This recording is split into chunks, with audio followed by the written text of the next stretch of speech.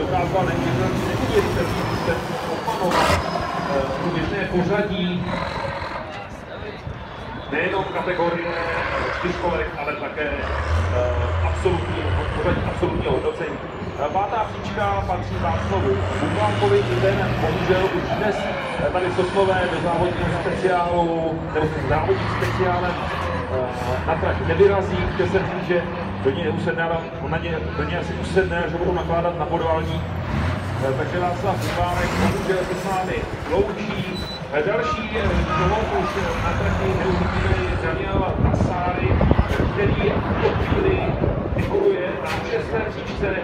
7. je Michal Nový.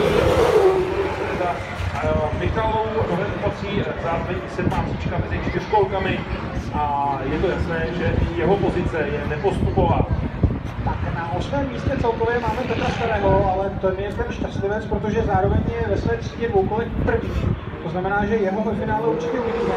V 9. příčce Vladimír Hanzel s Fordem Focus RS, bohužel 8. čtyřkolka, takže toho oni dnes neuvidíme. Máme teda na 10.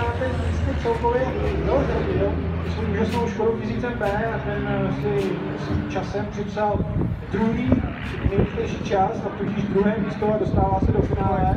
Na 11. místě Jindřich Majer, 3. místo ve dvoukolkách, na 12. místě Michal Suk, 4. místo ve dvoukolkách. Ještě musíme doplnit, že i Jindřich Majer postupuje do Bčkového finále. Bčkové finále je tedy pořadí jasné, uvidíme další finál. Do Bčkového finále se následně postaví po boku Vladimíra Hanzela, Petra Starého v souboji o vítěze dnešního dne.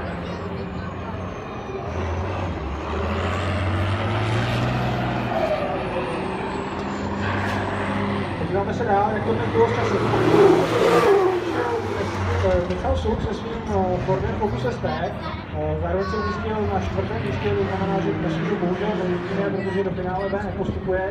Dále to máme na 13. místě Jiřího Pendelkova s Fordem Focus RS, zároveň ve 4. místě na 9. místě,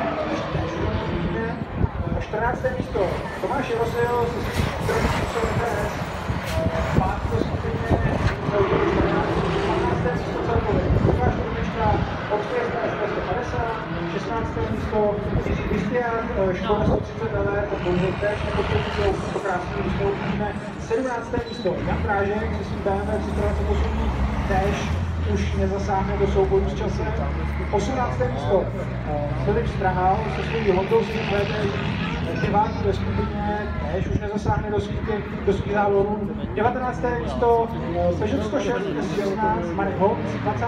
místo Ondřej Dražil se svým krásným Renaultem 5 GT Turbo, 21. místo Willem RBM Škoda Fabia 1.9 22. místo Martin Molinek Peugeot 206, 23. místo Jan Brik se svojí Hondou Civic VT a na 24.